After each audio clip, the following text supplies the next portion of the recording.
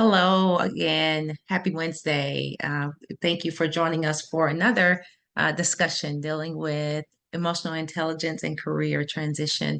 I am Dr. Tara, and as always, I am accompanied by Denise Farquharson from across the pond. We are a little earlier today than we normally are, but we still are here to share with you another interesting but really great topic today as we're dealing with comfort zone and career growth and how you can or how you should probably consider integrating, embracing, harnessing your emotional intelligence in that process. Welcome, Denise. Great to see you again. Well, thank you very much, Tara. Yes, it's a really interesting subject. So I remember earlier we were talking about sometimes, when you're having to switch clocks back or forth, whether it's autumn or spring, and we get into that comfort zone, don't we, of actually, do we leave it alone or do we allow the technological solutions around us to just do it automatically? And sometimes it's like that for our career transitions, in that we should potentially be aware, self-aware of our comfort zones as well. But it's not very often that we realize that we need to.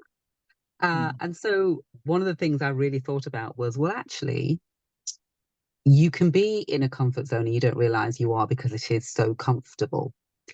And so now is the time, if you're listening to this, just take stock. When you get up and get out there and get into your career zone in your corporate or business area, how much of it is actual clockwork? It's like a hamster wheel, it's habit. And I want you to be aware of that. Be aware of also any meetings you might be going into. Are you really truly listening? Are you accepting certain behaviors? Are you showing up and delivering on all of your actions?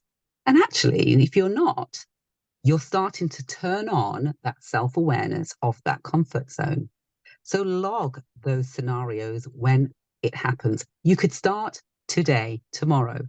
And the report that you're about to submit, the presentation you're about to do, the customers or the stakeholders that you are going to be meeting or giving them an update. What responses are you providing? And is it just general clockwork, or is it truly pulling on your proficiency or competence? And is there a usual way of working, or actually have you recognized that there could be a difference? There may need to be a shift somehow. Those are some of your simple telltale signs that you can turn on your emotional intelligence, be aware of what's going on, recognize your comfort zone, and start to consider a new growth mindset. That was my initial thoughts when I was thinking about the comfort zones, Tara. No, and I think that that's absolutely a great start because when you think about comfort zones, many times we don't take the time to really assess where we are. And, self-awareness is definitely one of the first steps in that process. But then I would say it's typically followed by denial because we look at it as these are the things that we do every day. This is the route I take to work. This is how I prepare in the morning for work or at night prior to the day this is how I enter into the office building. These are the things that I do. They're so routine. However, those places, the things that we do that make us feel safe, that are familiar, they are things that are really characterized in our routine, are things that we would say you're in a comfort zone. And many times we don't realize that. And when we are prone to, I would say, stay in the same job for an extended period of time. We're not looking for new challenges. We're sticking to the same familiar task. We're not even interested many times in opportunities for growth and learning. Again, you are in a comfort zone. And it really takes a lot of it takes a self-assessment, but it definitely takes self-awareness. And as I mentioned, that's a lot of times followed by denial. But if you could remove that denial phase or that tendency to lean into denial, you will find that you can really step outside of that comfort zone if you are realistic and it's something that you want to do. And, when you think about stepping out of that zone, it's going to look different for everyone because it really depends on where you are in that comfort level. And so some things that you can do is one is start by having conversation and kind of jotting down, as I said, assessing where you are, but then starting to jot down what it is that I truly want to do if you want to move forward. But then also you can find a level of accountability if you talk to your colleagues, your friends, your leader, to really put it out there that I'm interested in X, Y, and Z for my own professional growth, but also you may find that those things will be essential for your personal growth. And you'll start to, uh, I would say, you will start to take more initiative to find things that will really assist you as you think about what that journey looks like going forward.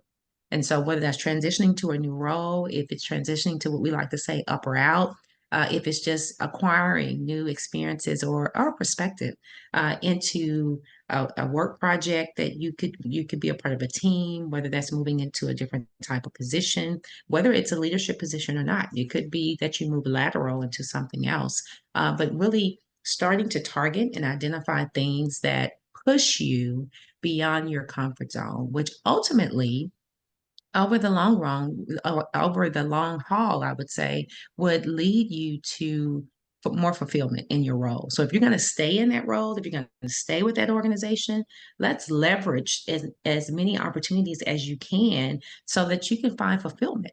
And, ensure that you are not feeling stuck, that you are not accepting that you're stuck, but start to identify ways to move. And that doesn't necessarily move doesn't mean that you have to go out if not what you want to do, but it does mean that you're moving and you're thinking in a different way so that you can move from that comfort to that career growth space. Denise. Mhm. Yeah, so and moving and thinking in a different way is a really good way of putting it, Tara. And it helps to deal with that denial side of things as well, because as you navigate that next steps, there's going to be, and I really want you to really make sure you do this because it's a scary thing to do. It's quite Mhm. fearful, but uh, if you log all of your little successes all along the way, it can actually make the transition journey quite a joyful one and an exploratory one. It will really open your eyes to some of the skills and knowledge that you are have taken for granted. And it will also make you realize, my goodness, there are some networking opportunities out there that you were just not aware of.